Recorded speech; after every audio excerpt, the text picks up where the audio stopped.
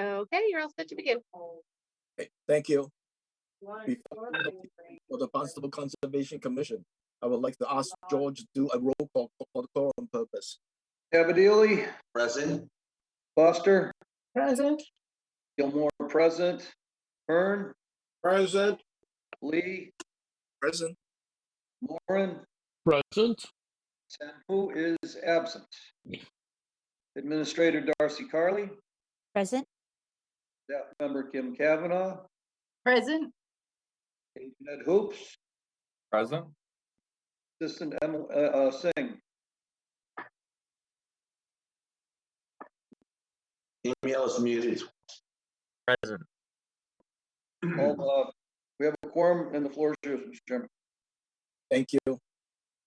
Welcome to the Barnstable Conservation Commission's afternoon hearing on November the 1st, 2022. First of all, thank you for Luis, our vice chair, to run the hearing for me last Tuesday, while I was away. Yeah, it was nice to get away for a week. This meeting is being recorded and transmitted by the Information Technology Department of the Town of Barnstable on January 18.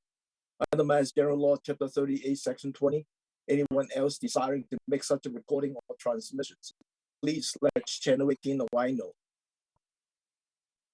Hearing none, we have two extension requests. The first one is Nicholas and Melly Cooper, SE3-5586. This is the first request. Sean. Yes, good afternoon. Thank you. Representing the applicant, the COPPAs.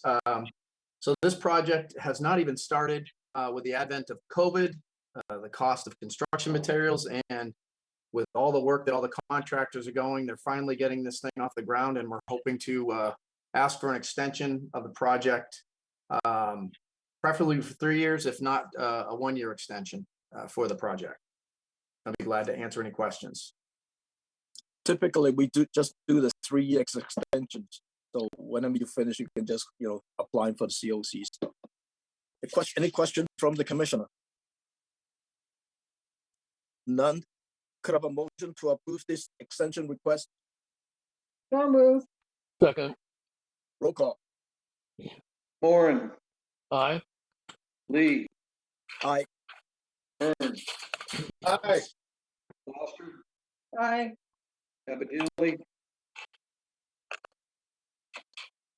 Aye. Gilmore, aye. That's unanimous, Mr. Chairman. Thank you. Good luck, Thank you. Sean. Have a great day. The second extension request is Slow Marsh One Nominal Trust. This is again the first year request. John? Yes, good afternoon, John O'Day from Sullivan Engineering Consulting. We represented the applicants. The commission approved a house and a detached garage and landscaping, and the house is all done. The site is looking great, and we are just kind of getting back into open a look at the detached garage, which is on the landward side of the house. But would like to keep this permit open and hope to accomplish that work under it. Any question from the commissioner? None. Could I have a motion to approve the extension request? So moved. Present. Roll call. Abadili, Aye. Foster, Aye. Hearn, Aye. Lee, Aye. Lauren, Aye. Gilmore, aye. That's unanimous. Thank you. Good luck, John. We have 3 enforcement order. The first one, Ogla Sherman, trustee and Trout Hill Realty Trust. 30 Lawrence Drive, Marston's Mill, map 101, parcel 062, alteration of the buffer wetland resource area. Bordering vegetated wetland by placing hardscape rock within the 0 to 50 and 0 to 100 foot buffer, not in compliance with the plan of the records for SE3-5814F. Thank you, Mr. Chairman. This was actually was brought to me via self-reporting. The homeowner was getting ready to request the COC, and when Andrew Garrelay had gone out, right, I guess when Down Cape had gone out to take a look, They found some discrepancies with the plan of record. Andrew Garreley, the landscape architect, met me on site, and it's shown to show you that this is the plan of record. You'll notice the violations all work right around this area, and I try and highlight that with the yellow. It's just an approximation of where the stone has been placed, and again, you can see that it was not part of the original approved plan. Just so in case you haven't been out to see it, we're looking on the left is from 2019, on the right from just this past month, and you can see that again the changes were significant in that the I guess it was the landscaper who was doing the actual work had convinced the homeowner that this was the appropriate thing to do to help, I believe, to help reduce erosion. And it's sort of worked into a very big mess based on that. So, and again, just a couple more photos so you can see the difference.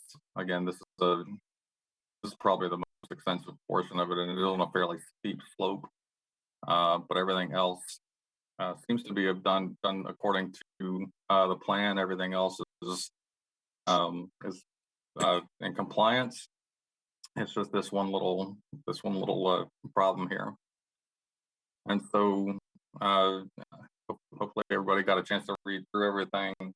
I am looking to either have them remove the hardscape, that extra unpermitted hardscape in the form of those rocks by February 1st, 2023, or they need to file an amended order of conditions for an amended order of conditions that where they can seek to permit that those improved or those that hardscape. Again, it is an issue. There are some steeper spots in there that might be beneficial to keep some of the rocks there. But I think Andrew Garreley is ready. He's like to speak and address the commission as well. So that's all I have for that. Before I go to Andrew, any question from the commissioner to Ed? No? Andrew. Yes. Yeah, Yes, as Ed mentioned, the plan was followed well.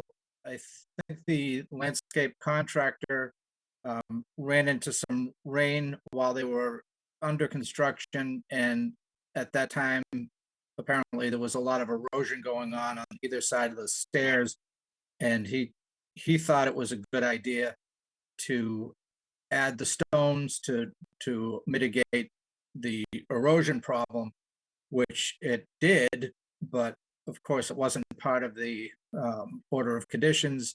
I didn't know about it. I don't manage projects, I just do the design part, but I'm coming in here at the end to try to help resolve it. My opinion is it would probably be better environmentally for the stone to stay because it's very stable. About I think it was the day after I met with Ed, there was a heavy downpour. It was a day or two after I met with Ed. I think it was on a Friday, and I went Monday morning to go check because I thought there's a good chance that there might have been some erosion. And I was really surprised to see that there really wasn't any erosion going on, which makes me kind of feel like it might be a better option, but I'll defer to Olga, the homeowner who's here on screen as well, on whether she wants to go that route and mitigate for it, or to try to remove it and stabilize it in another fashion. I don't know what the preference is for the commission. I think Ed just floated alternative options for you to think about it, and then you got some time to deal with it by February 1st. As far as which way do you want to go in terms of whether you want to remove those stones or keep portion of it, or what to do. Yeah. That's what I'm hearing from Ed. And informationally for me, when I had the discussion with Olga, the mitigation, and forgive me because I deal with a lot of different commissions and I'm trying to remember what the mitigation formula is between the 0 and the 50 in Barnstable. 0 to 50 is 4 to 1. 50 to 100 is 3 to 1. Okay. And so I assume the alternative would be to do an amended order showing that amount of the proper amount of mitigation for the areas covered with stone. Is that correct? Correct. Okay. Any other question from the commissioner? You all set? Scott? Yeah. John? Yeah, thank you, Tal. Without prejudging, assuming you do file for an amended order, and certainly don't want to prejudge it, but my initial reaction is that the 0 to 50 would require plantings and removal of the rocks, again, without prejudging it, because that is our most sensitive zone. So I'd have some trouble leaving rocks in the 0 to 50. I think if you came back with something from the 50 to 100 with mitigation plantings, we could certainly look at that and see how the commission would come out. But just for your guidance, at least that's this one commissioner's preliminary view. Thank you. Thanks, John. Luis? What was approved for the sides of the path in the first place? It was to be the U-shaped pieces of pressure treated wood were to be dug in onto the existing grade. There was a very large, I think it was a 16-inch pitch pine that was heavily infested with beetles. That was part of the order of conditions was to remove that.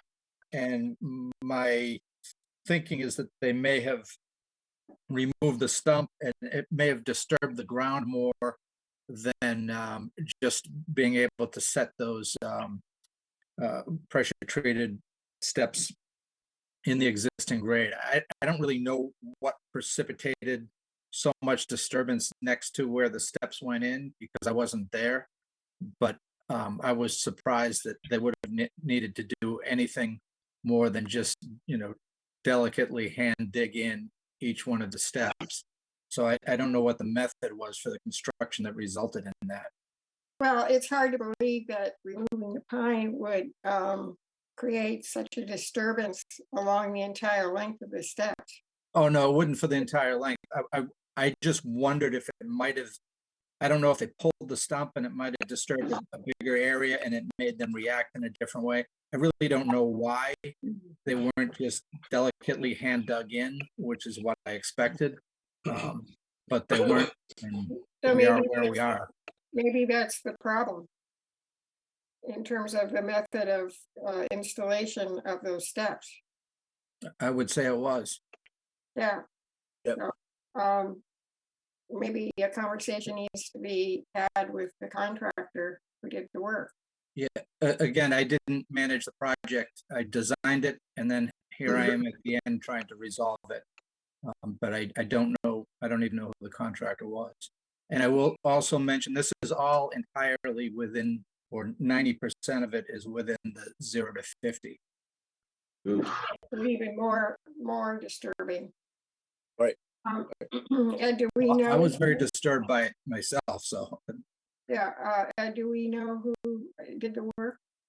I do not, we can certainly ask the homeowner. Right, and follow up with the person who did the work, for sure. I don't know. Olga's on, but her mic is muted, I think. I don't know if she can answer that. Olga, can you help us out on this? I don't know if she can hear us. Hello, can I? Hello, everybody. And I just would like to put some details on it. The project was done just before last year, just before we had severe storm, and like I think it was like September, October last year. probably it was a bad timing. After installing the steps, that when storm happened and it created a lot of downpour and the soil was like going to the lake area. That's why that's the time they put these rocks, because it to me looked like emergency. I think it was just bad timing. And I can provide the information on the contractor. You did provide it? Yeah, I can. It's the company Hello. name is Lifescaping. Okay, thank you. Thank you. Thank Larry? Thank you, Tom and Ed and the consultant, Ed, I've lost his name on the screen. Since this is an enforcement, we wouldn't have gone to the property unless there were reasons to do so.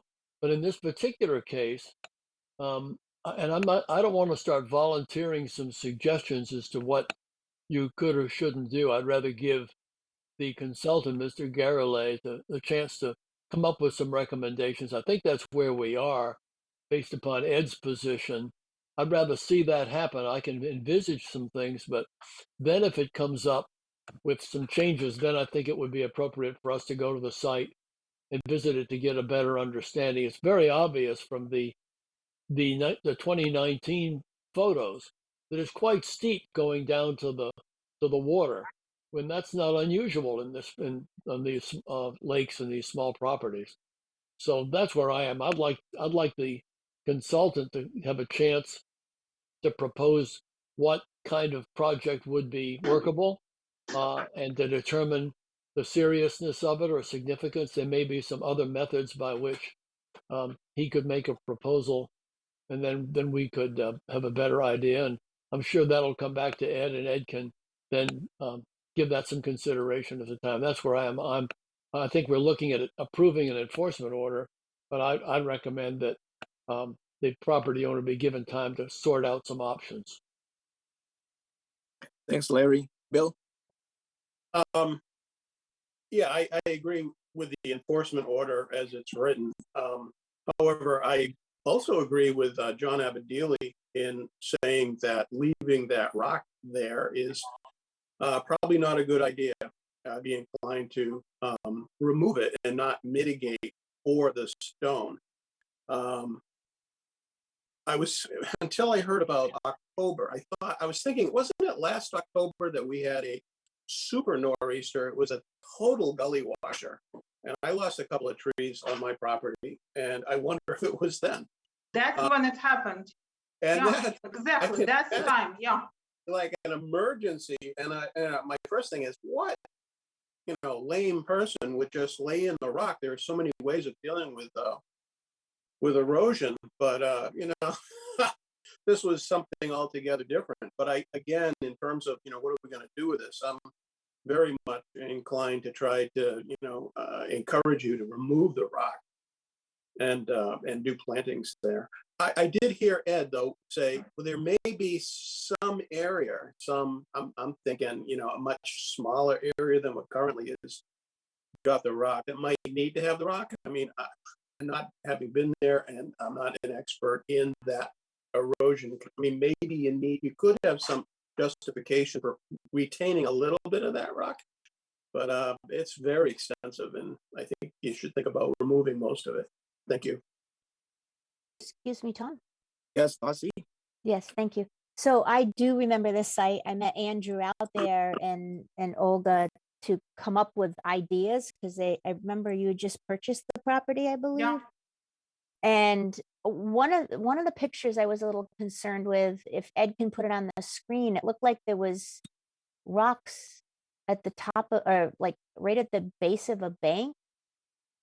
And I had remembered talking to you about my concern about how much extensive lawn that you had, and probably the best thing would be to do plantings. Yeah, it's the One. yeah, Right the here? 10, that one right there. It looks like you have are you mowing really close to that area? I think we talked about leaving some of the vegetation longer there. So I'm just kind of shocked to see why you had to add rocks to the top of that bank. That wasn't done originally, but when they finished the project and northeaster happened, that whole area was down. It was really bad. It didn't have time enough time to establish the planting, what we did, and basically we had to redo the planting as well. That's what happened. Yeah. All right, so they had to disturb the soil to put the plantings in, and then you had the rains. The rain happened right after, and the steps were covered, and the soil was like pouring down. I think it was just very like bad timing. Yeah. Yes, whole thing is timing. Yeah. I would just recommend after you, like now that you have the plants established in there, that there's no mowing between the plants and you let a lot of that lawn area grow up, do it more like a meadow. But I just want to see that photo again, because I remember spending a lot of time late afternoon with you and Andrew coming up.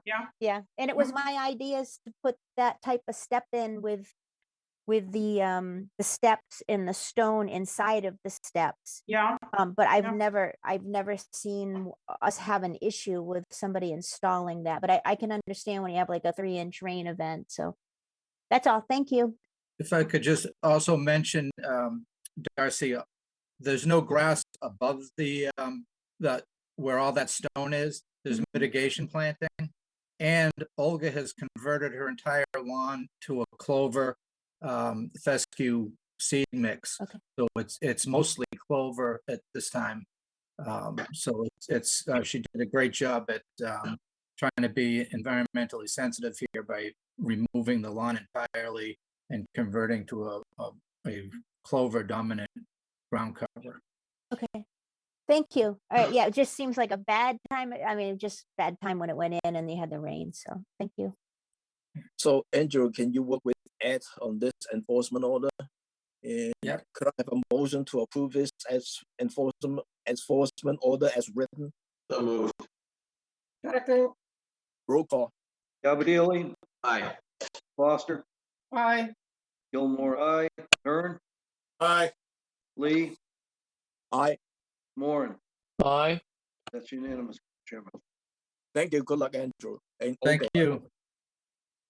The second enforcement order is Philip B. and Mary Ellen Nelson Trust as Mary Ellen Nelson Revocable Trust, 90 Harbor Point Road, Barnstable, map 352, parcel 1001. The wetland resource area, salt marsh, and the buffer to wetland resource area, salt marsh bordering vegetated wetland and coastal beach by installing and maintaining a permitted boardwalk.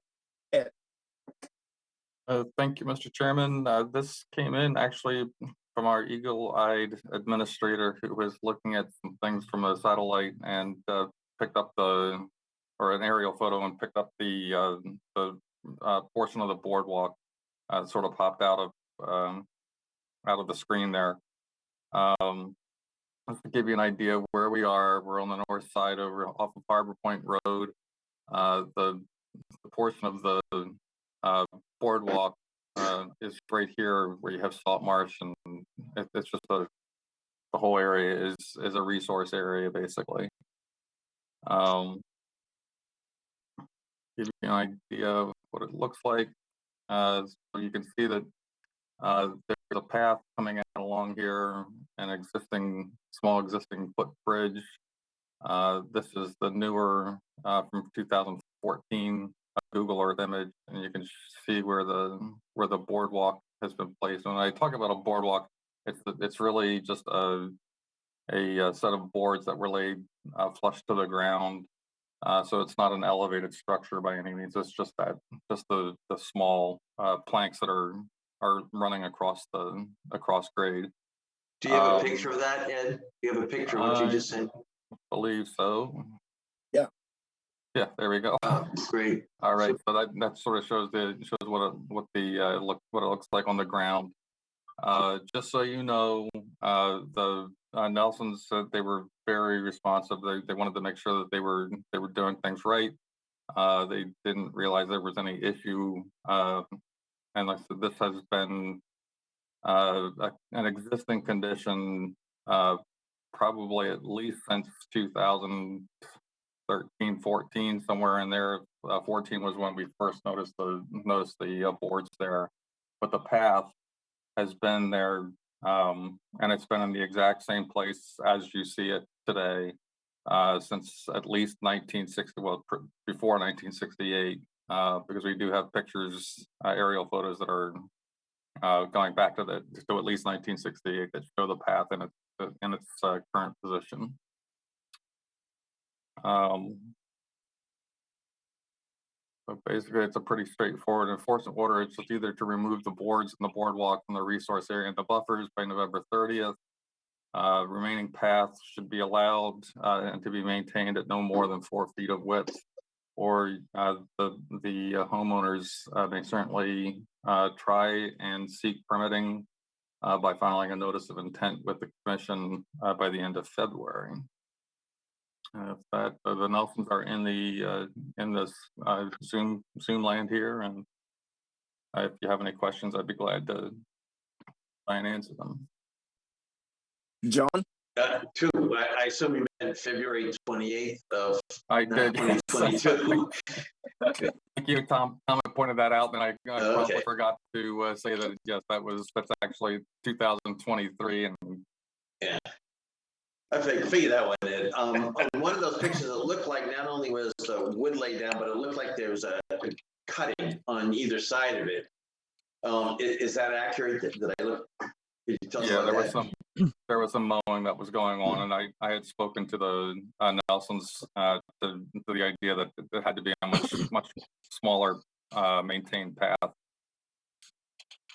So if we allow the wood, I mean, you could do something that says, enough cutting to keep so they get access along the wood without any additional cutting. Yes, if we Right. otherwise approved it. Okay, thank you. Right. Larry? Thank you. Ed, I think there's no consultant here. I don't believe we haven't talked to the owner yet, but Yeah, Mike Ball. Mike I think Ball is Mike Ball is here. Oh, he is here. Okay, that's great. Okay. Unlike the preceding one, there's been no prior filing that's at issue in this one. Is that correct? The other one had a order of conditions, but this one has no filing. That's Is that correct. There right? was no, there hasn't been any filing. There was a very, very old filing for the house, which is completely removed from this area by several hundred feet. So Okay, and so the concern that you have is the width of the path, the boardwalk. What about, it looked like there was a, I don't want to call it a bridge, but something that walks over some water. Is that an issue as well? and it would be. I mean, again, there is some evidence that was there. It's hard to tell with the aerial photos once you get prior to like 1978 or so. Sometimes the aerial photos aren't that clear, so I can't really tell whether or not that was there prior to the 1968. I can't tell from the 1972 pictures that we have. But I mean, I would assume that you would, if they choose to move forward with some sort of permitting effort, that they would also include that footbridge as well. Okay, so we'd need the information on that before we could be as part of the dispositive notice. All right, and I think I had one other question. I'm trying to remember what it was. I'll come back to it. I won't tie people up. If I remember my question, I'll raise my hand again. Bill? Ed, what's the height of the boardwalk? Not the path, that just boards on the, grass. It's literally just a path with the boards on it. So Yeah. the boards might be 3 inches. It might be like maybe 2 inches. It's not real thick. You mean the whole thing going all the way out? Otherwise, It's not elevated, none of it is elevated. and it is running through a salt marsh. Yes. Through bordering vegetated wetland and salt marsh, right? Are we talking Spartina? Is that like? Yeah, toward the end, it's Spartina. And again, that path, the path was there, and the path has been in that exact same spot since the 60s easily. So, But right through the. Right, right where it is. Yeah, right where it is. The family has been very, very good about maintaining that one small path going through the area. And I believe you can ask them, but it was my understanding that they felt that what they were doing, they were, by putting the planks down, was that they were trying to avoid having, repeated footsteps going over and getting sinking deep into the mud and causing ruts and things like that. So where I'm going is that, we have approved boardwalks through salt marshes. And we get our commentary from the marine fisheries, and they usually say it should be 5 or 6 feet high. And we go, no, it's got to be 4 feet high. And we like boardwalks that are 4 feet high. Here we have a boardwalk that's 3 inches high. It's running through a salt marsh. And I guess I'm just wondering what was the extent of the impact? It's sort of, you have an experiment here. It's like 8 years where you have a boardwalk that's not elevated, that is tamping down the Spartina. And I don't know where that goes, but I'm saying this is kind of a different kind of boardwalk. Yeah, I mean, again, it's literally planks across it, and I mean, to be honest with you, I would think that the planks themselves would actually only be a little bit better, because it serves to keep the people right where it is. It's the same concept of why you have a small elevated walkway, where you might elevate something a foot above the surface, which this commission has permitted as well. I think if you didn't have the boards there and they were walking out there, right, you'd be seeing as much, if not, and I would dare to say, significantly more damage by walking, barefoot and with shoes across the marsh. But again, that, like I said, that path has been there for 45 or 50 years now at this point. Excuse me, Tom. Yep. Can I just follow up on Ed's comments too? The reason I came across this is because I was working with Michael Ball on a question about somebody else wanting to have a boardwalk in an ACEC. So he was doing a lot of research on how much permitting you would have to do in different agencies for a boardwalk in an ACEC. And I was happening to go with the Google Earth looking for other type of structures the commission might have approved on Barnstable Harbor side. So that's how I came across this one. But I think Michael's going to be able to answer a lot of your questions about how it would have to be designed to not have any impact on the salt marsh, because that is the one thing being in an ACEC is you can't impact the bordering, the salt marsh. So I just want to say how I happened to stumble across this. I wasn't looking for violations, but So if possible, I want to go to Mike and let him have a chance to talk about that, so that may answer some of the questions. George and Louise had their hands up. Tom, if you want. Okay, George. Yeah, I'd love to hear what Mike says too, Tom, but I was just going to suggest myself that if you do come back with a notice of intent for this, certainly I think an elevated boardwalk would be more preferable and more approvable. But again, I'm sure you're going to address that, Mike. Yeah, let me hold on a sec. Yeah, I was fortunate to be able to see the site on Friday and meet Alan, and I've spoken to Phil on the phone during the previous week. Done a little research, and as Darcy says, I'm working kind of across the street to the east for the Hackleys who'd like to put in a short seasonal access way to get from an upland area to a salt marsh creek on Mill Creek. Yeah, and it's the ACEC aspect of this that complicates regulatory compliance. And this is just from my review of a publication that DCR puts out about the ACEC program. And when you have a project like this or any kind of a boardwalk, it does trigger a Chapter 91 license requirement, which is a capital S state permit.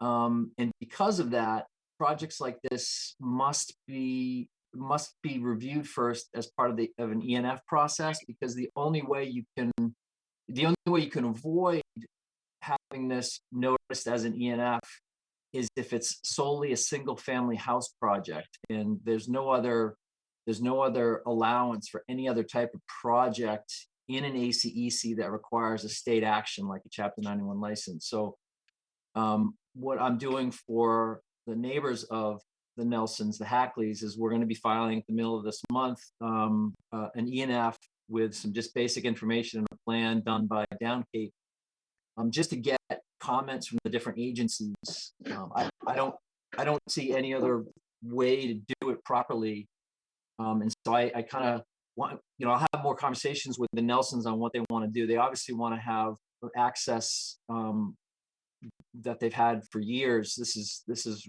roughly a 150-foot stretch from Upland to this sandy dune beach area. So they're definitely interested in maintaining some kind of access. I mean, as you know, Audubon just across or just to the west in 2008 built a seasonal access. I was out there and saw that and spoke to the property manager there about how that was constructed. And that's one of those structures that about 110 feet long. It's set every year on permanently placed pressure treated 4x4s in the marsh. So that might be something, and it is elevated, and they use that flow through decking. So that's something that's permitted. And at the time, the state didn't have any comment about its non-compliance. So I think that's probably the path that's gonna have to go for the Nelsons. Like George was saying, it is a situation where it's a structure that's right on the marsh, and these days it would never be permitted, in my experience, to have something sitting right on the marsh. That's why there's the allowance in the wetland regs for elevated walkways. And then you get into that whole argument with the feds about how high should it be, and people don't want it to be 6 feet high, although that's what Army Corps would like it to be. But that's a very prolific in terms of vertical distance structure. So I think we'll be working with probably Down Cape on this one, just because they've got experience working for Audubon, and they're working for the Hackleys now. I think your bylaw would allow a project like this, but as Darcy mentioned, the standard does get raised to no adverse impact to a salt marsh when you're in an ACEC. That's the tricky part, is proposing something and permitting something that you can definitively say will have no adverse impact, and we'll see where that goes. But I just wanted to be on the call to answer any regulatory questions, and I'm perfectly happy to answer any additional ones you might have. Just one other quick comment, Mike. Maybe helic piles would be more acceptable also.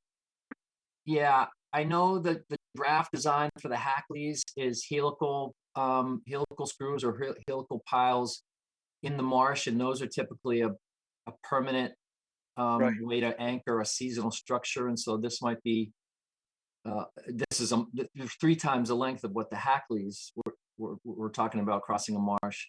But that's something that the engineer and the Nelsons will have to discuss. Right. But obviously we're looking to minimize the impact as much as possible. Thank you, Mike. Let me go to Luis and Larry.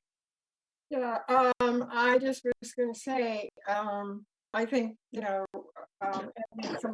proposal in terms of how we ought to proceed with this. And obviously Mike has done a lot of thinking about how to handle this specific situation. So, my proposal would be just, let's get on with it. We are not going to design it ourselves now. Let's let Mike Paul and Down Cape work on it. I believe we had a similar, not an ACEC situation, but a situation where there were planks of wood going down to the edge of a pond within the last probably 3 or 4 months, and we resolved that by approving an elevated boardwalk. So why don't we let the experts work on it and move forward? Thank you, Luis. Larry? Mike Ball, I love the additional information you provided. Not that Ed had to do it, but I think that there's probably more than one option that you may have to consider, and I'll just let you, as Louise said, just let you spin the be Rumpelstiltskin and spin the twine. That being said, however, the one thing that's missing in my mind is the longevity of the Nelsons at this property. Can you tell? Have they been there a long time, or is this a relatively recent situation? If I could speak for a second, and again, Yes, go ahead, Phil. I'm Phil Nelson and my wife Molly here, and we're awfully sorry and a little embarrassed about all of this. I moved down to this property when I was 12 years old in 1963 when my folks bought it, and have been here on and off ever since. And that was always a path across the marsh to the beach. And actually, when I was a kid, we actually had a mooring and a small boat out there. So, and a bridge. And the bridge has been there. Yeah, as Ed referred, the bridge has been there since at least 1963. So as we rebuilt the house, and we had Rob Gatewood was the conservation administrator at the time when we rebuilt the house in 2008. And Rob came down. We spent a lot of time with Rob and did everything according to the proper program with the house and the mitigation that we did around the area, because we do have a large tract, but a lot of it is marsh that we're very, very sensitive.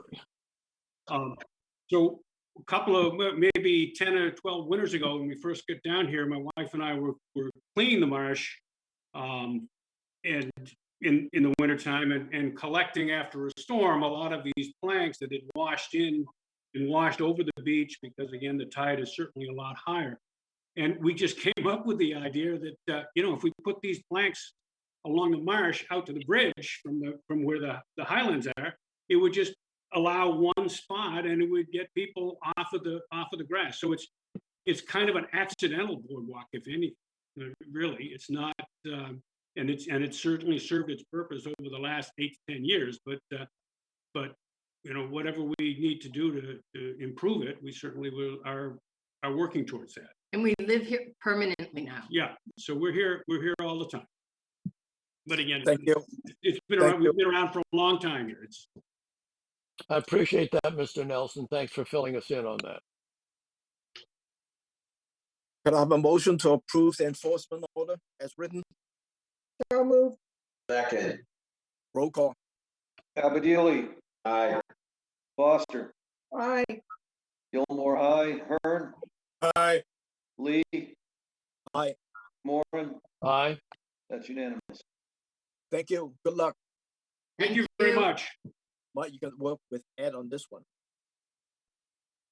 The third enforcement order is Graham Robert and Lisa C. Walters, 38 Washington Avenue, Barnstable, map 162, parcel 002, alterations of the buffer to a wetland resource area, Crystal Lake, and bordering vegetated wetland by maintaining an unpermitted beach. The homeowner has just hired a new attorney and he needs time to go over the material stuff. So I'm going to table this to December the 13th. There's one warning letter. Suzanne Lizzie, 414 Baxter Neck Road, Marston's Mill, map 075, parcel 033, failure to request a certificate of compliance for SE 3-5141. Ed. I can't add anything to that. It's just we had run across it. It was there was oversight. They had actually been notified previously by Fred a couple of years ago, and I'm just to send out a warning letter to tell them that they have to comply and start working toward their COC. Thank you, Ed. We have 4 certificate of compliance. The first one, SE3-5432, Edward P. Costa. And Emil, you want to give some background? Yes, thank you, Mr. Chairman. So I will share my screen. Are you guys able to see my screen now? Yes. Okay.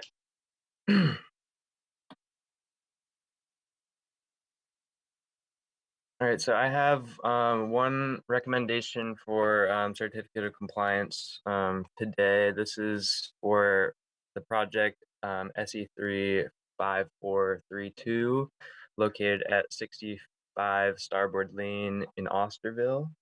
The applicant was Edward P. Costa, and representing them is Lynn Hamlin of Hamlin Consulting. The engineer for this project was Down Cape Engineering, Dan Ojala. And a little bit of context for the project. This project was a reconstruction of the existing pool and pool apron, and a new construction of a patio, retaining walls, and a small stairway and associated landscaping.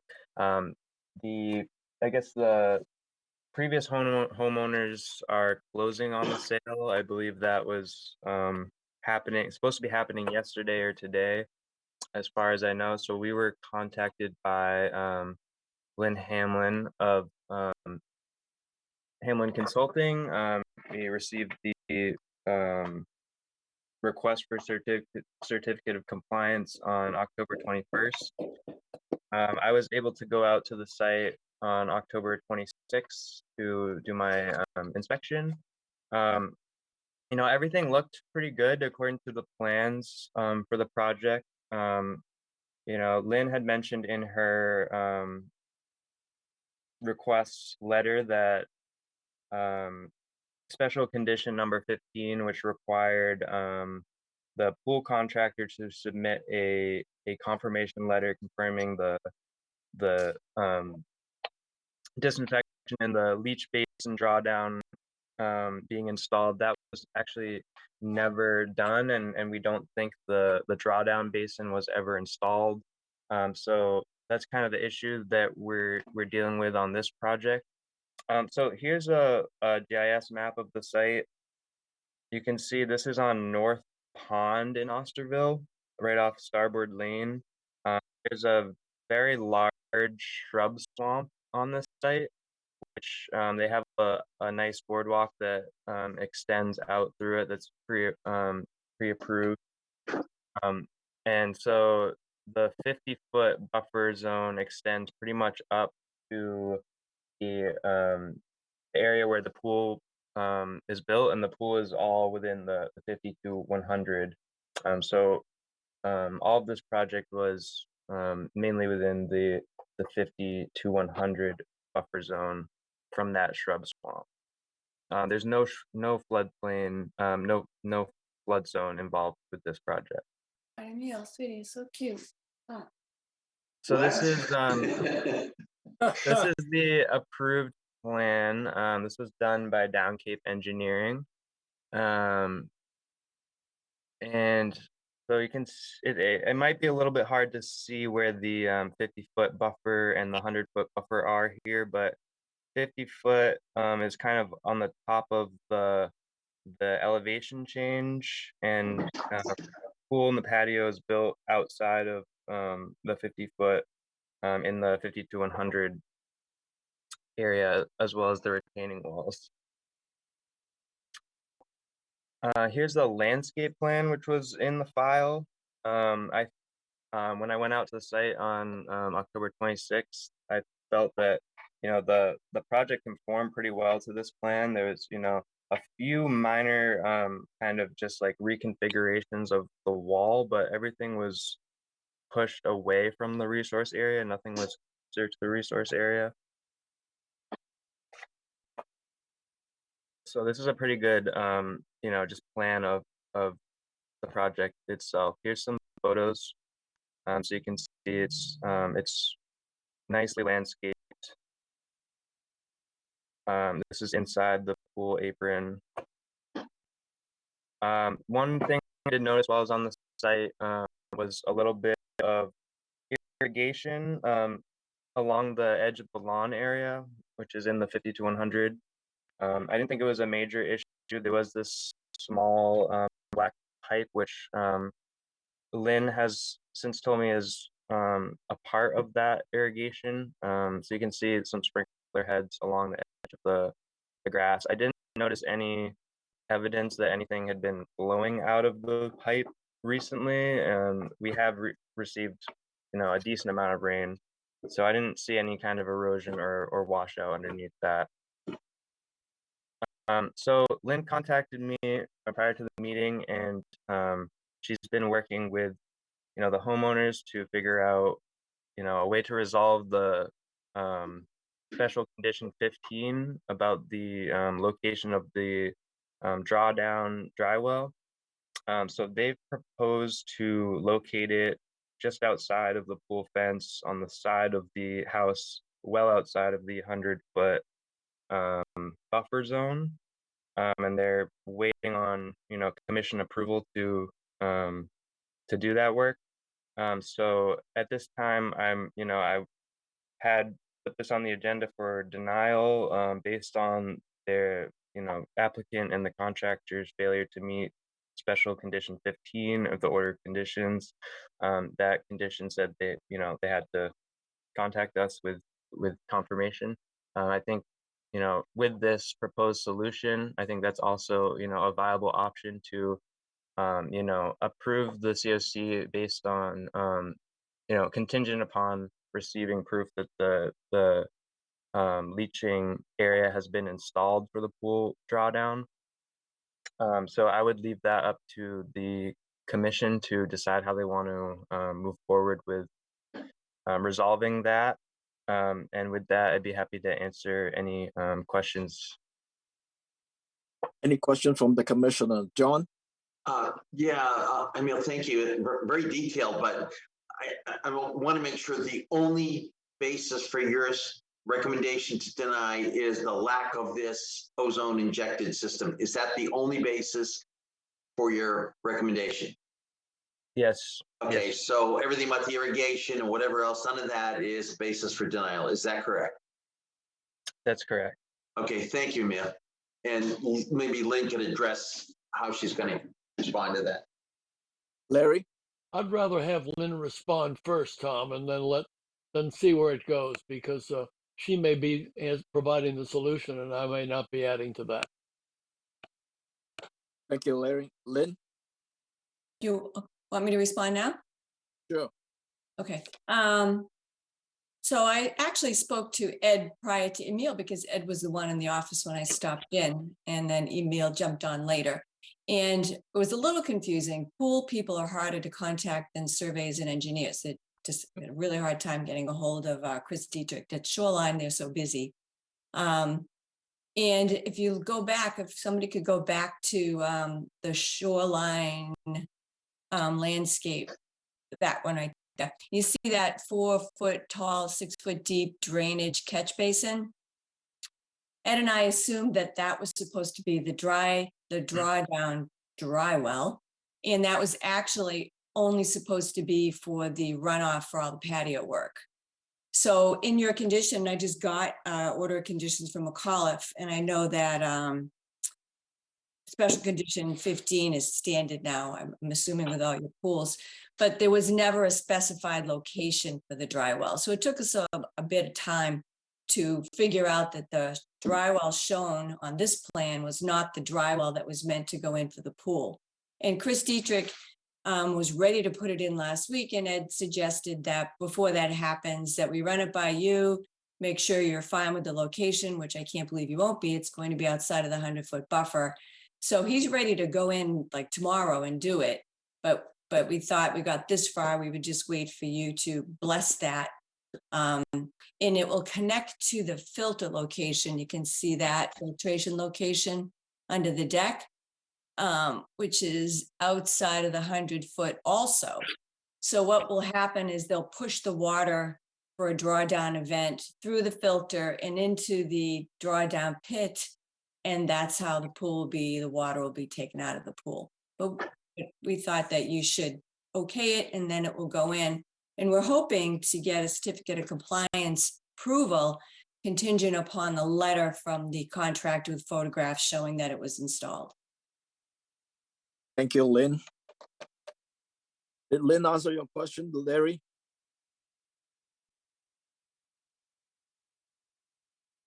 Larry? Yes, I mean, I can't add to what she's added. I think the only question that I have, and this is something that John Abadili may be able to answer, is that if we approve that, can they go ahead with the closing, waiting for the work to be done, or is it going to delay anything? It seems to me that it's something that should be provided for. If it's already in the order of conditions, then we just need proof that it's been done. So that would be my only question at this point. Darcy, I believe, a question for you, Darcy. I think we have approved a certificate of compliance pending receipt of, is that correct? Yes, you could approve the certificate of compliance and then Emil just hold it until we get the letter to put into the file. Then I think that's what we should do. I think then that's up to the lawyers, the buyer and the seller to see if that's satisfactory. But if he can put it in right away, then I'm pretty sure that it shouldn't affect the closing. So I'd suggest we go ahead and approve the certificate of compliance subject to receipt of a letter certifying that the system has been installed correctly. That's what I was looking for. Thank you. I make that motion, George, if you're ready for it. I mean, Tom, excuse me. Yeah. No, you make the motion. So I made that motion. Second. Second, roll call. Abadili. Aye. Foster. Aye. Hearn. Aye. Lee. Aye. Moran. Aye. Gilmore, aye. That's unanimous. Thank you. Good luck. Thank you. We have 3 easy certificate of compliance. Nicholas Nacadinos, SE3-5938, Vincent Isello, SE3-5878, Vince Definance, SE3-4974. Have a motion to adjourn. Could I have a motion to approve? Sure. Second. Roll call. Foster. Aye. Hearn. Aye. Lee. Aye. Moran. Aye. Abadili. Aye. Gilmore, aye. That's unanimous. Thank you. Chadwick and Sarah, we're going to take a break until 4:30. Okay, sounds good. Thank you.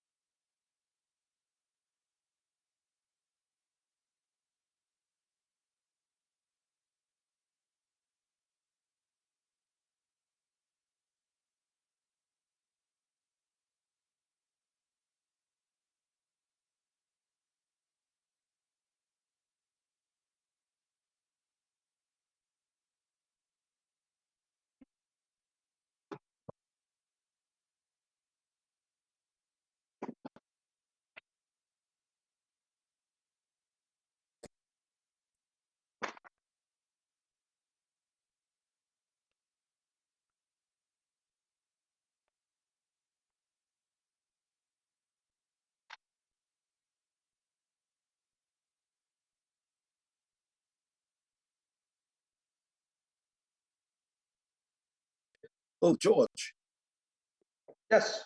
is there any pier construction going on? None that I know of. Okay.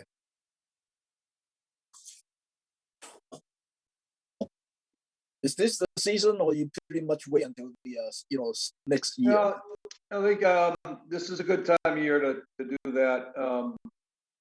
Mostly we used to like to wait till the spring, and that way the pilings have a chance to set up real well before they get a season of ice. But if you're really busy, not much you can do about it. Okay. If you know of any, let me know. I will.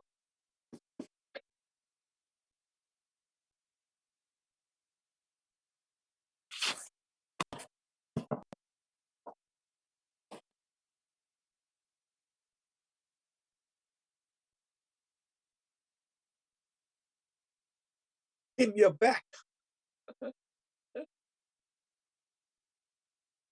You milked it. Still no heat? I said, welcome back. Thank you. I've been busy while I've been away. As you can see from all my emails.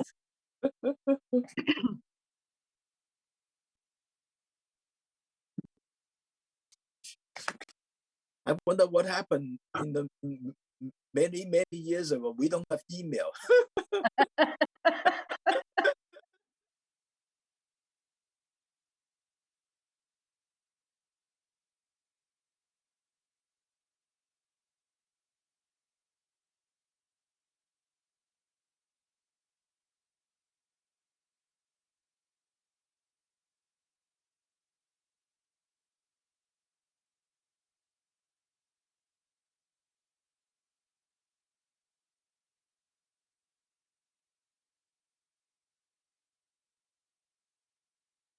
No email, no ad.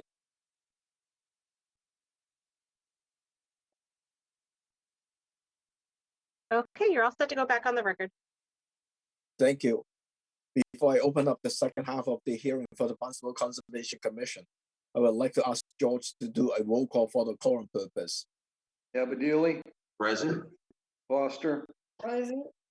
Gilmore, present. Hearn, President. Lee, Present. Moran, Present. Zampu is still absent. Administrator Darcy Carley, Present. staff member Kim Kavanaugh. Present. We have a quorum and the floor is yours. Thank you. Acting under the provisions of Mass General Law, Chapter 131, Section 40, and or Chapter 237 of the Code of Town of Barnstable, the Barnstable Conservation Commission will hold a public hearing on Tuesday, November the 1st, 2022 at 4:30 p.m. on the application of William and Anne LeBlanc. The hearing will be held remotely as televised on Channel 18. The plans and application are on file and may be reviewed by scheduling appointment by sending email request to Darcy Curley at 230 South Street, INS. This meeting is being recorded and transmitted by the Information Technology Department of the Town of Barnstable on Channel 18. Under Mass General Law, Chapter 38, Section 20, anyone else desiring to make such a recording or transmissions, please let Channel 18 know I know. Hearing none. This afternoon's hearing agenda is posted on the town's website. On the agenda, next to each application is the amount owed to the Town of Barnstable for the cost of advertising. Please send your check to Conservation Division at 230 South Street before the hearing. Remote participation. The Conservation Commission's public hearing will be held by remote participation as a result of an act extending certain COVID-19 measures adopted during the state of emergency signed up by the Lieutenant Governor on July 16, 2022, suspending certain provisions of the open meeting law. Remote public access to this hearing shall be provided in the following manner. 1. The hearing will be televised by Channel 18. Second, the real-time public comment can be addressed to the Conservation Commission utilizing the Zoom link 825-5916-4276 or use the toll-free phone number 888-475-4499 as shown on the agenda. Third, the public can also email the comment to darcy.curley@town.barnstable.ma.us at least 8 hours prior to the hearing. This afternoon, we only have one NOI. This is William and Anne LeBlanc replacement of invasive plants and minor vista pruning at 276 Holly Point Road, Sandyville, as shown on the assessors map 232, parcel 029. Phil. Good afternoon. Can you hear me? Yes. Very good. My name is Phil Cheney, landscape designer. I've worked out this plan for the LeBlancs. You probably are familiar with the site. There's a certificate of compliance was just issued for some work that was done with an outbuilding so forth on the property. The homeowners simply have discovered that the border along the pond and along the right eastern property line is really just totally compromised by exotic non-native plant species. And just to look to sort of finish up the property and the project, they wanted to clean up that material. Most of the material that I see growing along the pond edge is in pretty good shape. It's just right along the border of the lawn where there's just a lot of honeysuckle, barberry, a lot of wisteria on the east side, bittersweet popping up here and there. I would just like to pull that out to remove those species. And I've got a plan that shows new plantings and a plant list of all native shrubs that'll be very appropriate for that area. It'll really improve the habitat of the site. In addition, there's just a couple of limbs. You have a photograph that accompany the application. There's a swamp maple near the edge of the water. There's two somewhat slim limbs that with some leaves out at the end that the homeowners think that would be, just to take those out as a one-time shot would just improve their view from the new structure, and they'd be happy with that. I think that's the picture there now. So you can see that's the red circle there. Just those two little limbs. See if they come out would open up the view to the water there. We're not looking for a permanent, vista pruning permit there or anything to be maintained indefinitely.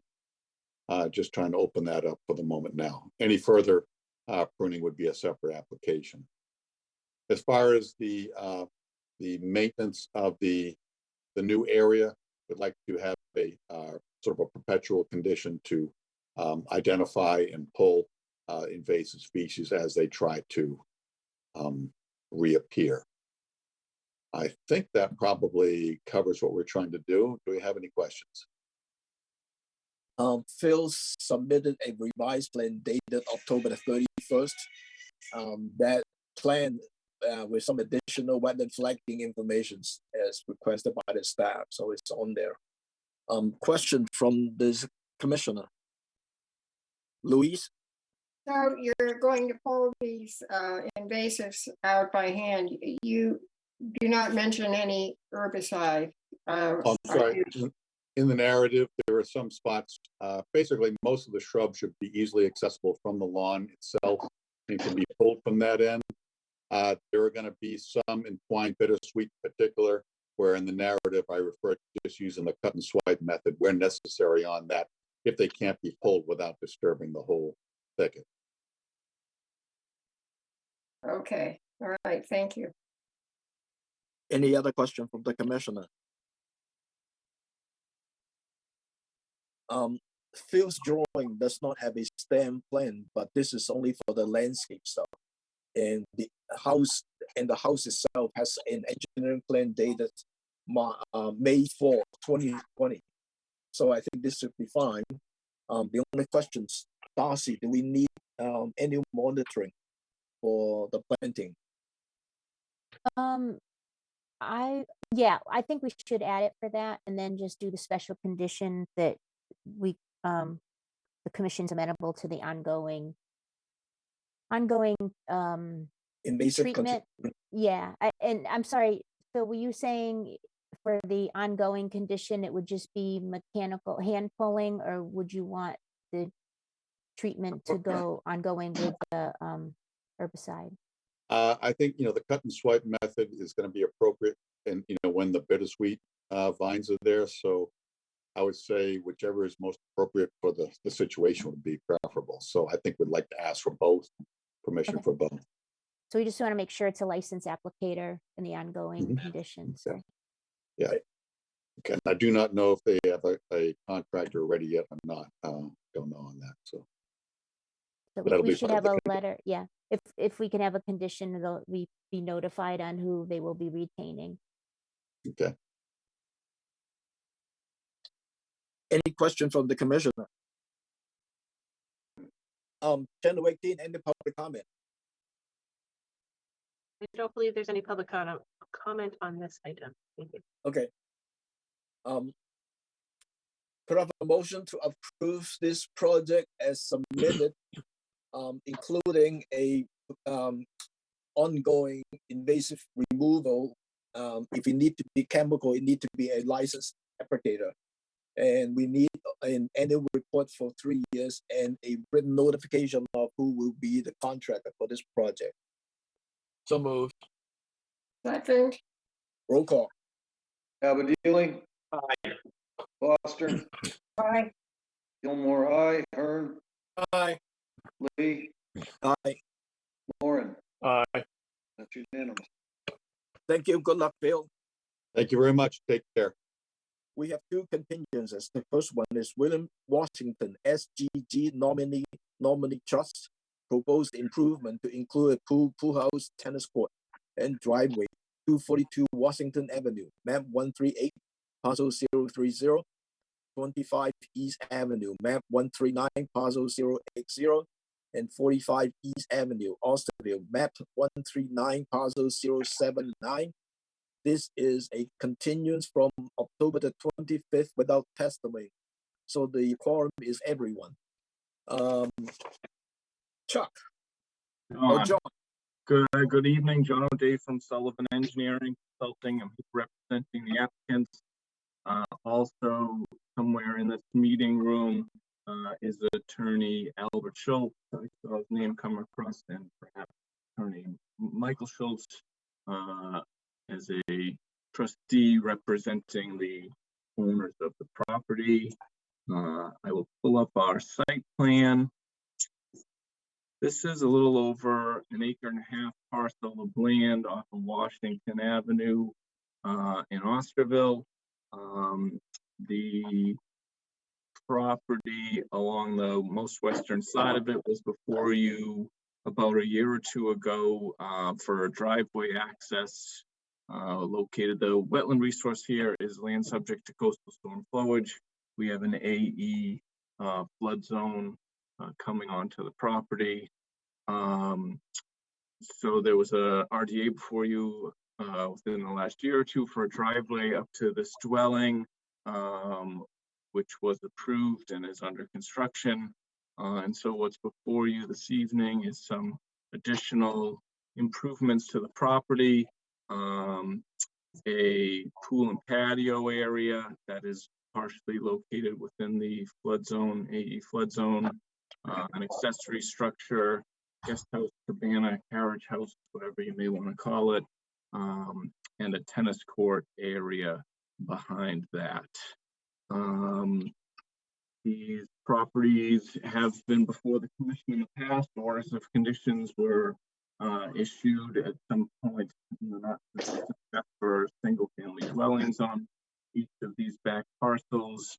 But this property has all been merged now into a single parcel for development. And I think with that, it's a pretty straightforward project. Let's own only, going to take care of our drainage, and I'd be happy to answer any questions the commission may have. Question from the commissioner, John. Yeah, thank you, John. John, just to clarify, two questions. One, our only jurisdiction is the commission's jurisdiction is only land subject to coastal storm flowage. Is that the only basis for the commission's jurisdiction? Yes. Okay. Second question, did you say the commission has previously approved single family homes on the land that you're now being asked for the pool and tennis courts? Yes. So I'm sorry. We were not personally involved with that. I can look on my other screen as to what the dates of those were, but I have SD 5359 and 5360. And if I recall from Neighborhood Talk, I believe those may have been, a commission's approval may have been appealed and gone to the state, and superseding confirmation order issued by the state of allowing the development of that area at that time. All right, thank you, John. Any other question from the commissioner? I do have just a comment Darcy? and a question for John. So I mentioned to Chuck the low area to the right side of the proposed driveway. When you submitted the RDA, that said it would be what you have shown on the plan. And I know that during some of the work under the RDA that has been, Phil has been brought in there. So what will you be doing as far as that location? Are you going to be taking that back out again? Are you going to want to submit a revised plan to show the correct elevation there? I think that it would be our preference to submit sort of an as-built conditions of the grade out there and try to maintain the grading that has been done. So, Revised plan. okay, so it would be if this was approved, it would be subject to receipt of a revised plan before the order of conditions went out with the correct grade. That's what you're. I would be totally fine with that. Okay, thank you. Since Darcy asking the question about the grading, for what the final grading, how is that? Do you know how much difference compared to what you're showing on the plan right now?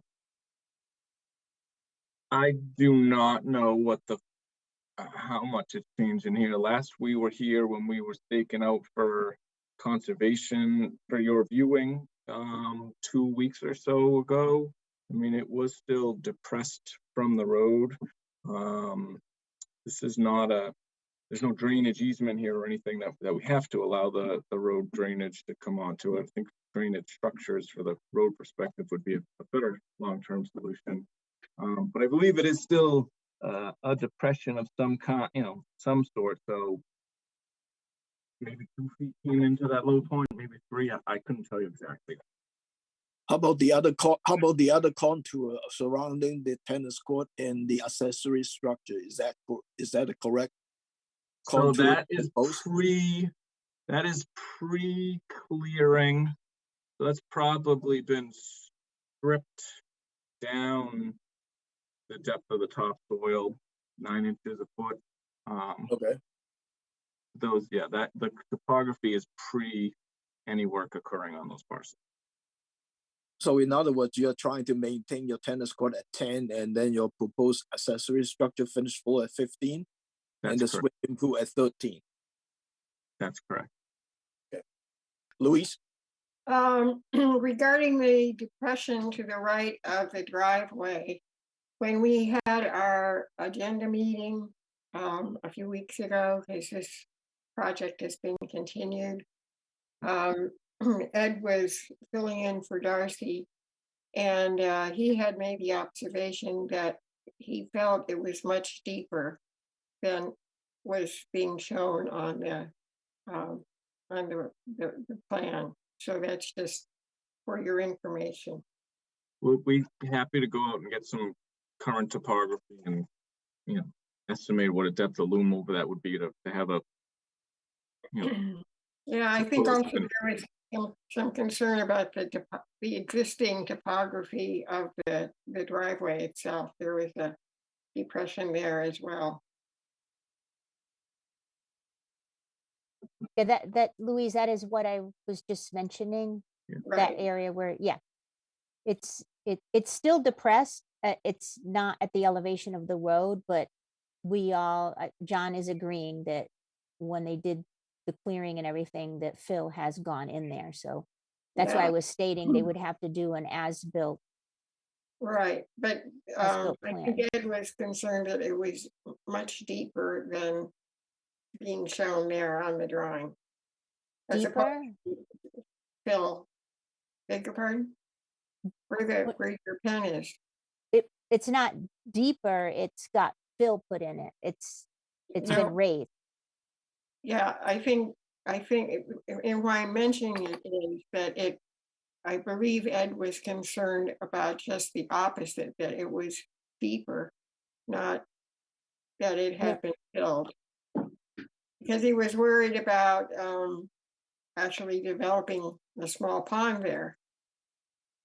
I No, think the it's backyard has been stripped, so and that's what the chairman was asking about, whether these grades are current. And this has been stripped down, so this may be deeper with the D than had been pre-construction. I think that the front yard is, if anything, has been graded in. I don't think we need to resolve it now. I mean, they could. Yeah. Obviously discuss this on their own. I just wanted to clarify. It was exactly what Darcy was saying. Is that it was steep. It was deeper, a deeper depression before the development started. It's now a lesser drop off. So it's only about maybe 2-foot drop off, 3-foot drop off of the road. So that John has already addressed that, and I think I'm good with what he's trying to say, what he's trying to do with the revised plan. Thank you. Any more questions from the commissioner? Any public comment? I think there is one. Is it? Yes, Mr. Tunison? Yes, I was going to just speak on behalf of the surrounding residents. There are several concerns that we do have, and they are focused on the ability for storm flowage through this area and also on stormwater and the current water table.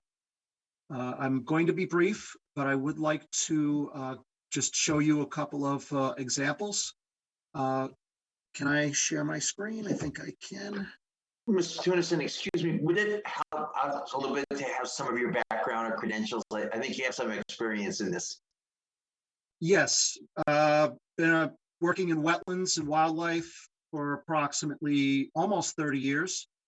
I have worked for the United States EPA under Region 1, mostly with anadromous fish, but again, it's water resources.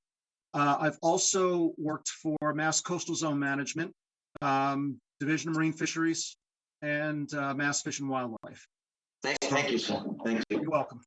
So I've been a consultant I've had my own consulting firm for 15 years, or 15 or 17 years. So been in the business for a while. The focus is what I wanted to show you a couple of examples. Let's see if I can bring them up.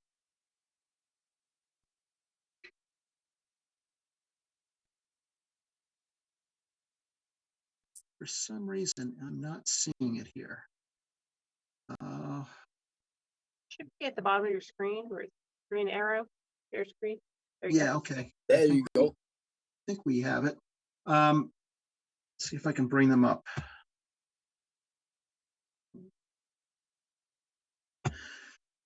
Can everyone see this? Yes. Yes. Okay, good. This is the area that we're talking about regarding the flood zone. There are, of course, two areas. There's flood zone X, which is this area up here, and the flood zone, the AE, which is in here. So as you can see, this pink area here is the approximate boundaries of the proposed project site. As you probably also can see in this area, it's pretty narrow in that the project will occur basically in this low-lying area between the flood zone from Crystal Lake and the flood zone from the wetland system over here that drains to Nantucket Sound. So basically, the proposed project's going smack dab in the area coastal storm flowage. So if there's proposed, well, one's under construction, so we have the house, and then we have the pool house, and the tennis court. So all of those are going in this area. Now, the area, of course, has been cleared previously, so that is another concern. The vegetation has been removed. But let me bring up another example here, which gives you some light. This is from Lenore White. She's another wetland scientist who has worked on this project in the past. This is her USGS topo map. And as you can see, Parker Pond, Neck Pond are at elevation 5, elevation 6, and I believe Crystal Lake is at 6 or 7. I cannot remember which one it is, but it's at one of those elevations. So the project site is located right down in this area. So what we're noticing is, based upon the topography, that we are seeing water currently accumulating on the site at the surface, especially in the areas that the commission members have just mentioned were areas of low-lying depressions. So this is just below where the depression is. And of course, it is excavated. As you can see, here's this pile of material. And judging by the plan, it's somewhere over here is where that area was filled in. You can see the water, it's down 2 or 3 feet, but that's where it is below the ground. So you could say, okay, that's construction. You know, it's in process, you know, they could dewater and that's just standing there. But as you go in the backyard where the tennis court's located, we now have a permanent ephemeral ponding area that is occurring, unless it was during the drought. Once the drought was getting near the end, so the last couple of months, this puddle sits here and it doesn't really dry up. So this is 4 days after a rainstorm. So this water is now sitting here, and that is where one of the commission members just previously mentioned about it being a little deeper. This is that hole that was filled in. So regarding the project, we have a lot of impervious areas. We have French drains to address the drainage. I do not see any soil data with those French drains. I don't see any drainage report or hydrological modeling to demonstrate how those are going to be, how it's going to work, or what storms those are going to be from. And we currently are seeing water at the ground surface. So whatever stormwater they put in, I don't see how they're going to model for a 2, 10, 25, 50-year storm or 100-year storm to really demonstrate how they're going to address the drainage on this site. The soils have already been disturbed.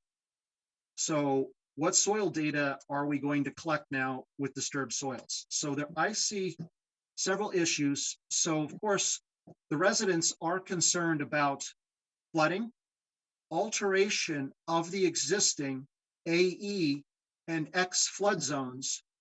As I mentioned before, and you could see how narrow the flood pathway is between Crystal Lake and the Sound and how that could be altered.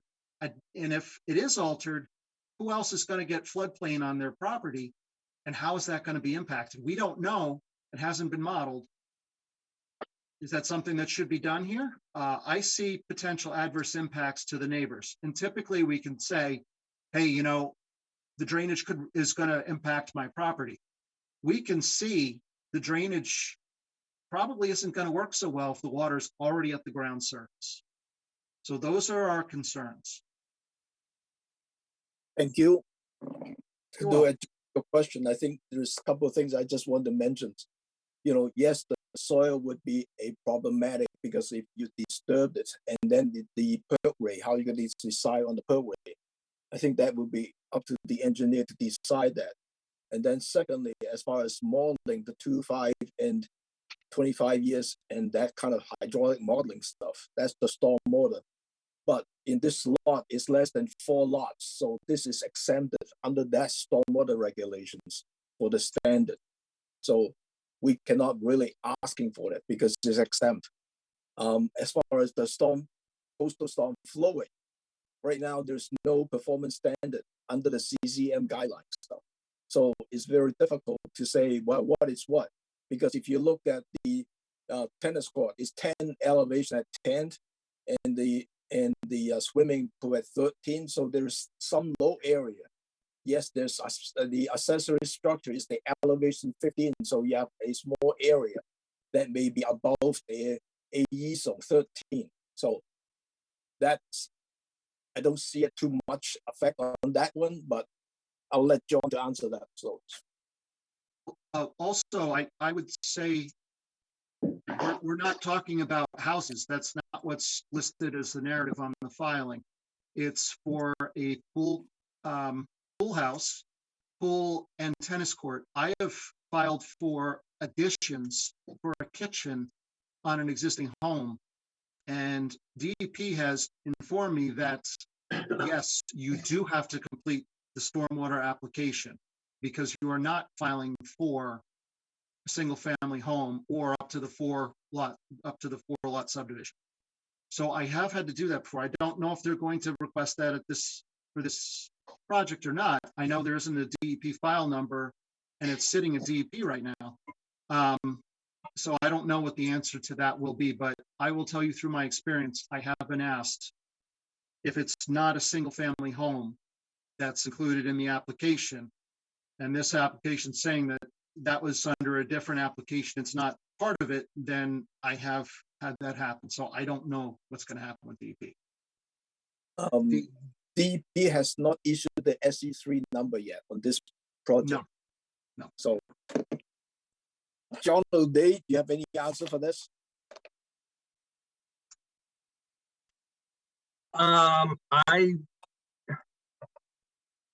Bringing the plan back up again, I believe that in keeping in mind that, we are 2 blocks removed from Nantucket Sound, I don't see any way this development has any impact on the 100-year storm elevation.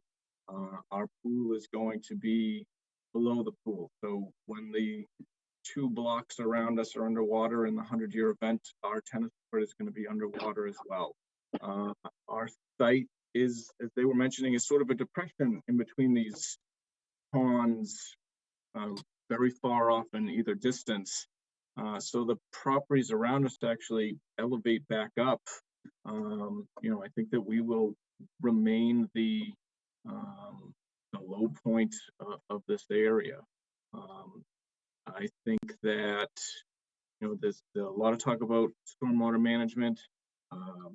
In all of our past experiences with DEP and this commission, full stormwater management reports, hydrologic analysis, anything along those lines has not been required for single family dwelling or accessory structures. We are going to take care of our drainage. We are the low point. We do not want to be puddling our own property. But I think that these are understand neighborhood concerns with development of this parcel. But I think that, in terms of the commission's regulations, I think it's an approvable project.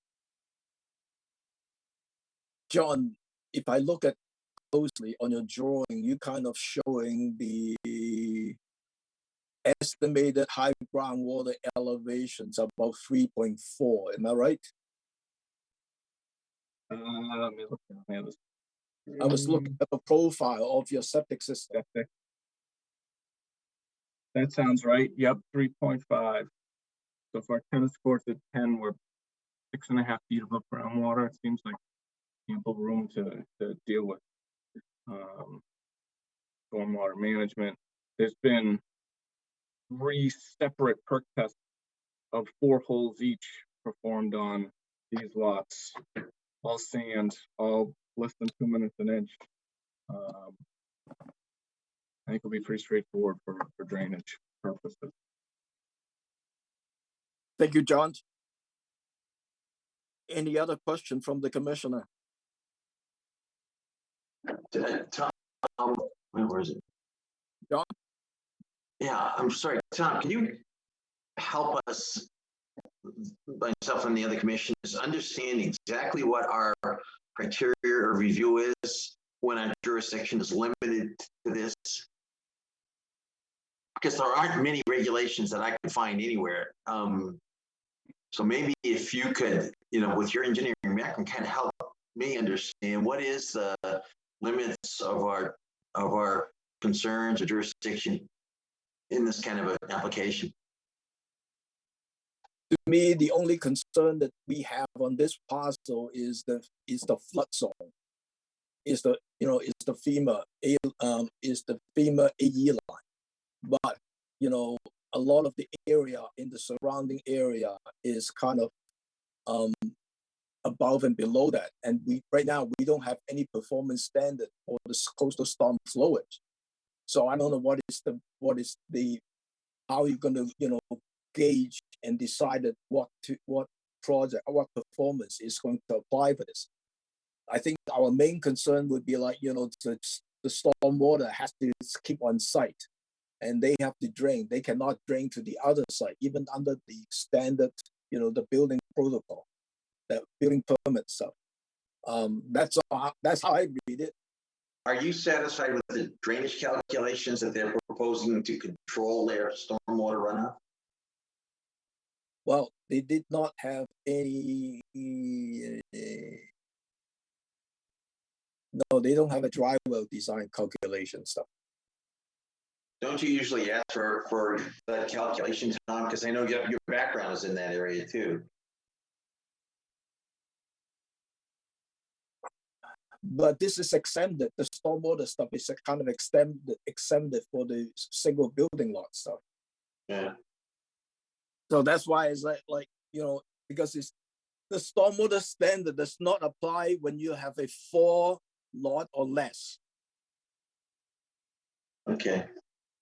So I'm sorry, but you seem to be saying that in your view, you don't see any basis for denying this. You think it's appropriate under our very limited jurisdiction. Is that what you're saying, Thomas?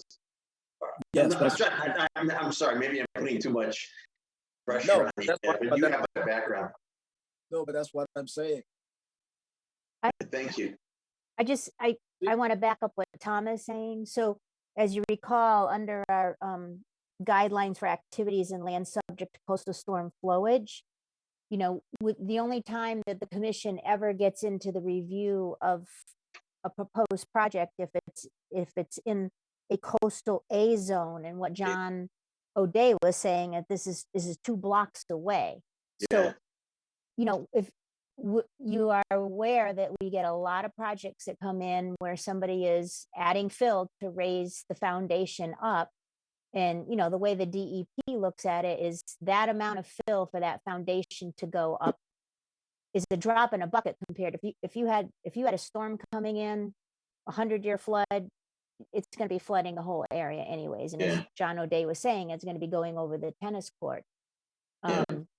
So, and then as far as what I understand, talking to building department and building inspectors, when you have issues of rain runoff or precipitation and everything, that is something where an engineer is supposed to be letting building department know that they've designed this enough to retain.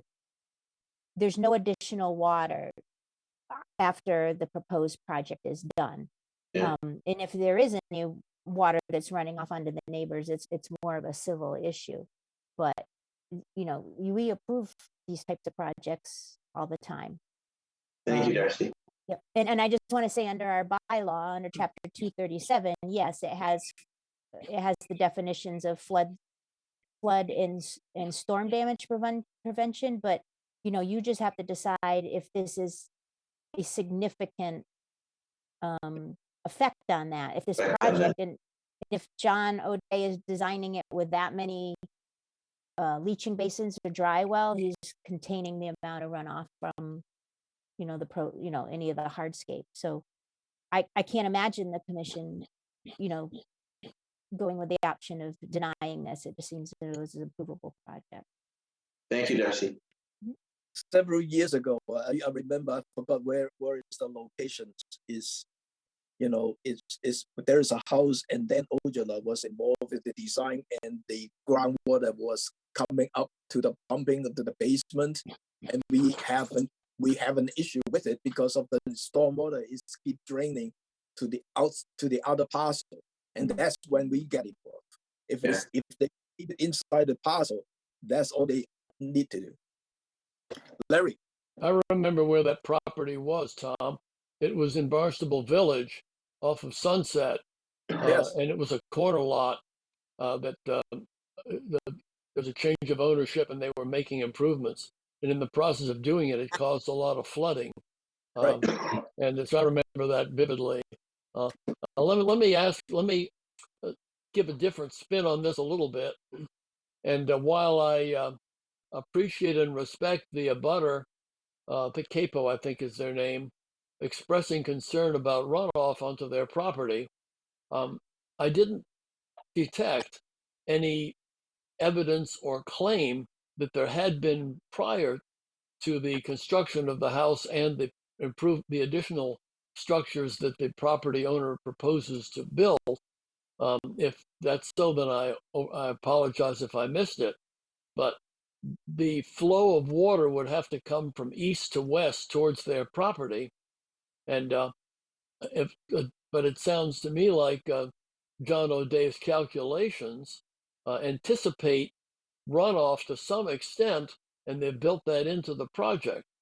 So we're talking about coastal storm flowage, which I think is a relevant criteria, but we don't have any evidence that's been submitted, maybe hinted at, that there is going to be a runoff problem. And if I've misstated it, I apologize and encourage the consultant for the abutter to say so. Correct me if I'm wrong, but otherwise, I don't think we have anything upon which to base a denial on the risk that it may flow water onto their property.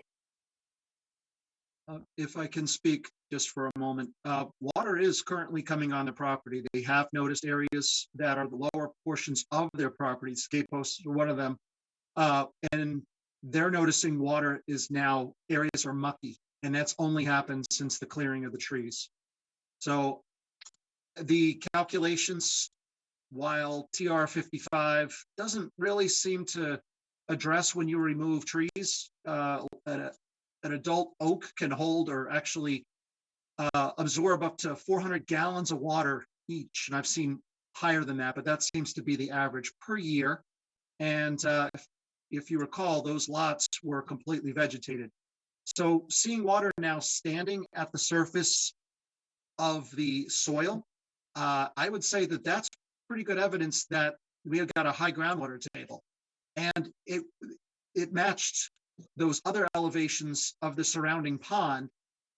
Lenore White looked at that area previously. I didn't see any soil data, so we don't have evidence of, certainly can't gather that evidence now of an isolated wetland, or she was calling it isolated land subject to flooding. But of course, this is coastal storm flowage, so it wouldn't be isolated land subject to flooding really now. So basically, we do have water at the surface of the ground, which wasn't there before. So that is something new, and that has been shown since it just has been cleared. Now, when we have the impervious areas, what is that going to do to it? So that area now is already contains water. So if you get a small storm event, what's going to happen when you get your 100-year storm event? Yeah, there's already water there. It's not going to hold anything now. We've taken out the trees, which also prevent storm damage prevention because of the reduction in velocity of either wind or water, flood water. So those are things that have been removed. Do you have jurisdiction over that? The answer to the vegetation, no, because you're right, there aren't performance standards for that. What there is there are functions and values under both your bylaw and the Wetlands Protection Act. And increased flooding and reduction in storm prevention are part of the regulations. I appreciate your clarifying that, and I would defer at this point to John O'Day if he wants to respond further. I don't think the commission is taking the position that we're trying to uh, ignore what you're saying. I think that there's been adequate discussion here, and I think you've expressed it well on behalf of your client. But I don't know that it's dispositive, and I think that's the issue that both John Abadili and I have tried to raise, maybe from slightly different perspectives, but not that far apart. So thank you, Mr. Also, Tennyson. you're welcome. Let me clarify. It's not one resident. It is many residents that are, this is the whole neighborhood group, basically, okay, that I represent. It's not one individual person. So I just want to clarify that. Yeah, no, I understand. I saw the email that coming from the staff, but a couple of things I just want to mention. You know, I think before John can design the drainage system, he has to go and find out what the soil and stuff like that. Yes, under the perk test for the septic system, they're showing the groundwater table is up to 3.1. When they come into the tennis court, then he still have to find out what the groundwater table and how to design his drainage, French drain, and so forth to make sure it drains. That's his responsibility as far as the engineer goes. I mean, I'm speaking for John, but John can speak for himself. But as an engineer, if I have to design this, I have to make sure that the soil is good before I can design what the perk rate is and how much it can take for the water. John, you want to respond? Yes, and I think that we're talking about rainstorm drainage is what we're talking about here, and it's all very interesting. And if I'm an engineer or I'm that property owner, I want to take care of my drainage, because if I don't, my tennis court is going to be in a puddle when it rains like this. I don't think that that's at all related to the 100-year coastal storm when a quarter of Seaview Ave is going to be underwater.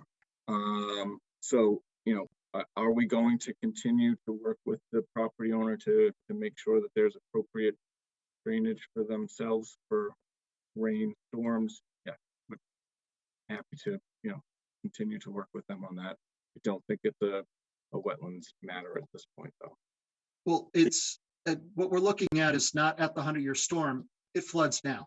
That's what we're looking at. Not any time other than the current small storms. It's currently flooding. So how is that going to relate to any large, substantial rain event?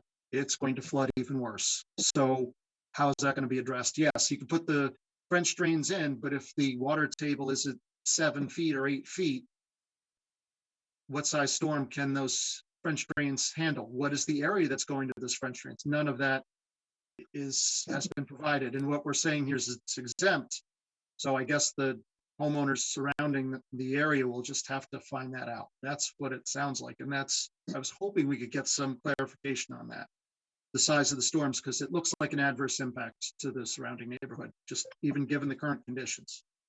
So those are the concerns. Thank you. Thank you.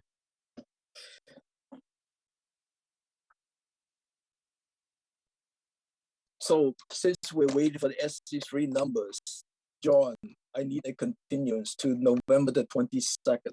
That's the only time I have available. But the question, Thomas, in it is whether we prove this but hold it until we receive that. I mean, isn't that what we would normally do?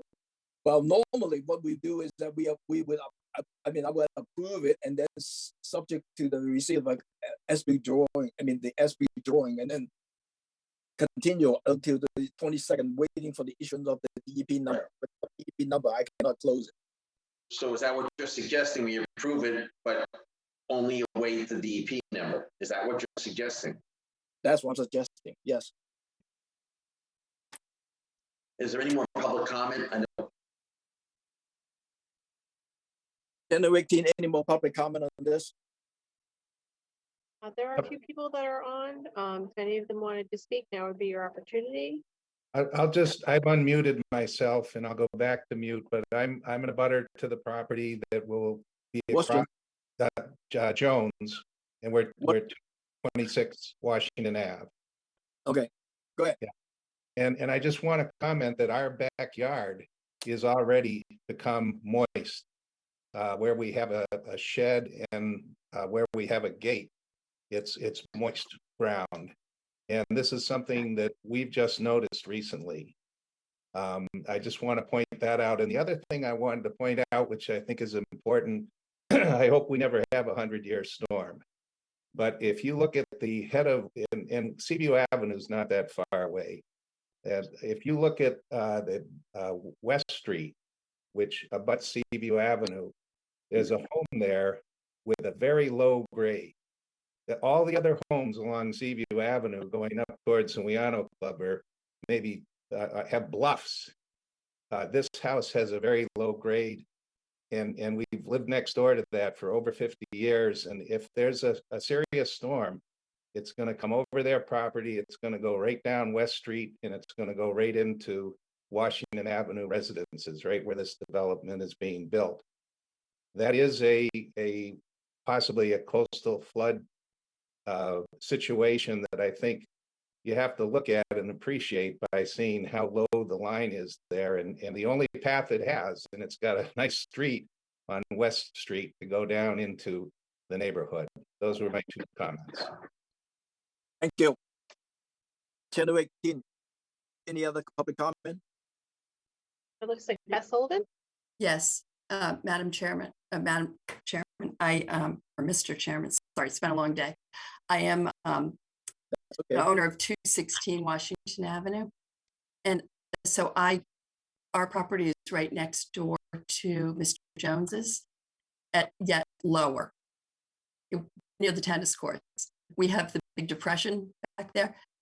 It has been very wet in these rainstorms. The water stays there quite a bit. And what's not clear to me on the chart is, are we looking at the finished elevations or the elevations that they measured before the earth was scraped? Because my concern is that when the tennis courts are done, it's going to be higher than my backyard. And so that the water, I already pay extraordinary flood insurance. And I'm just concerned that water, because my understanding of tennis courts, they're curved. They're not totally flat. And so the water is going to rush the other direction. I already have water rushing from the street because Seaview Avenue is higher than Washington Avenue, higher than my backyard. So is the water going to come both ways? And that seems like something the commission would try to protect us abutters from getting more water. And I showed the charts to some other people. There were no calculations to, I guess, provide us the peace of mind that the solution with the French drains will actually hold the water that's catching all the covered up land. So I know that's a non-technical thing, but that is a worry as a homeowner when you already have property that curves. So I thank you for listening. Thank you. So one thing I just want to mention, maybe John can mention it, but I'm thinking that, you know, when we have the French drain, it's also connecting to the proposed, there is a proposed floor, the proposed, what is this? There's a proposed drain right next to it. There's a drainage structure connecting to the French drain. So it's not totally depending on the French drain. Okay, because the French drains usually is very shallow to convey the stormwater to either a dry well or something, so that the water can dissipate. If you have a perk test of seeing the groundwater, estimated seasonal groundwater at 3.1, it will be very difficult, say in the same lot, that the groundwater table would be at 7. I have not seen that before, but that's me. So thank you. Channel 18, any other public comment on this? I believe that is it. Thank you. I'd like to give Garrett Tunison our last comment, if we could, please. Sure.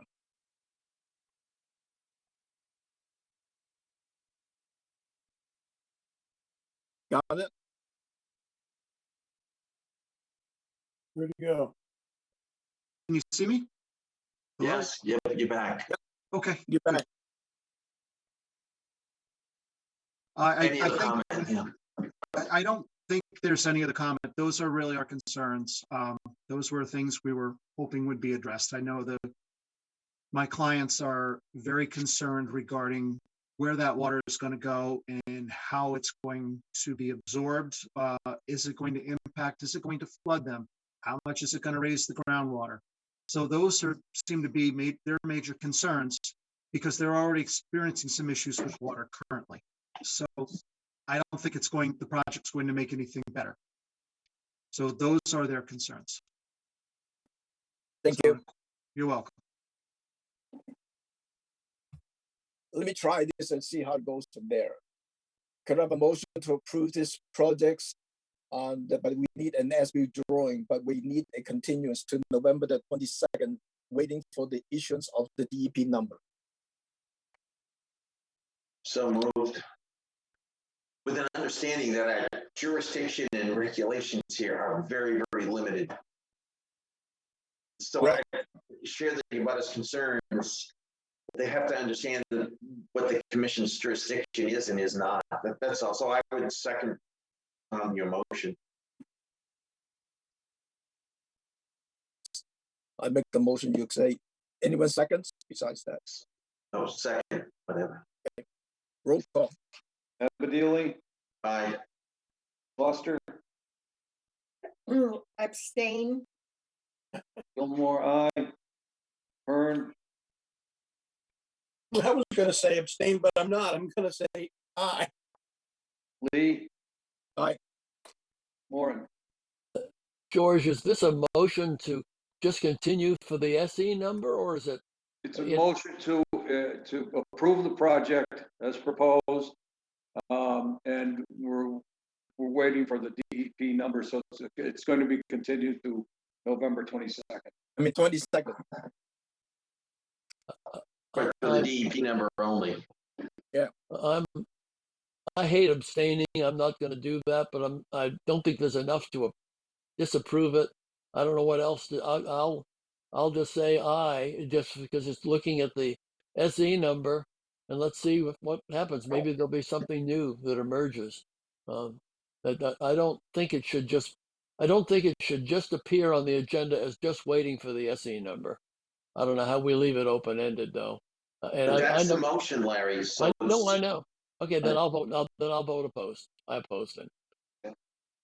Motion carries, Mr. Chairman. Thank you. The second continuance, Bill Lilly Family Limited Partnerships to permit existing shed, proposed fencing, pond wall repairs, and bufferland management and restorations. 103 Blankentyre Avenue, Centerville, as shown on the Assessors Map 229, parcel 008. And this is a continuance from October the 25th, waiting for the NHGSP letter. And we have that NHGSP letter received the dated October the 28th.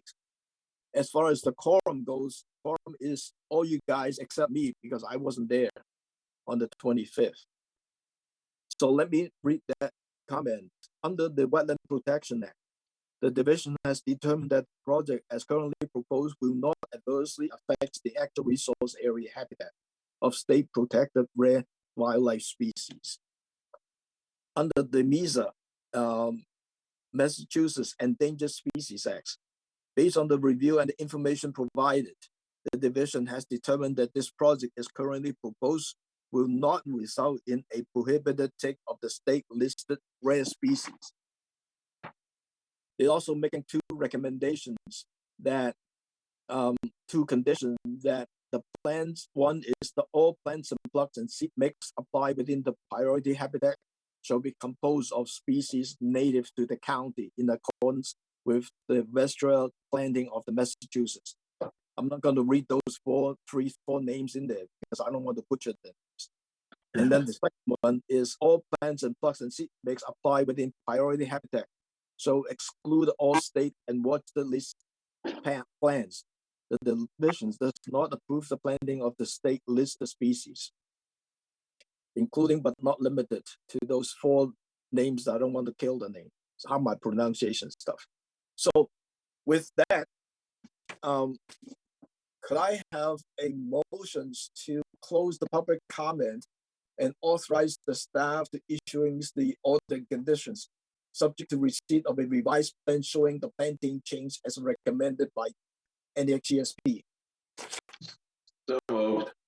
Second, Roll call. Moran, Aye. Hearn, Aye. Gilmore, aye. Foster, Aye. Abadili. Aye. That's unanimous. Thank you. Our next hearing is November the 8th, and I have scheduled discussions on the redraft of the chapter 704. So take a look at that, and we'll discuss that on November the 8th. Could I have a motion to adjourn? So moved. Second, Roll call. Abadili, Aye. Foster, Aye. Gilmore, aye. Hearn, Aye. Lee, Aye. Moran, Aye. Sampu. Oh, Sampu's not here. That's unanimous. We are adjourned at 5:29. Okay. Good night, everyone.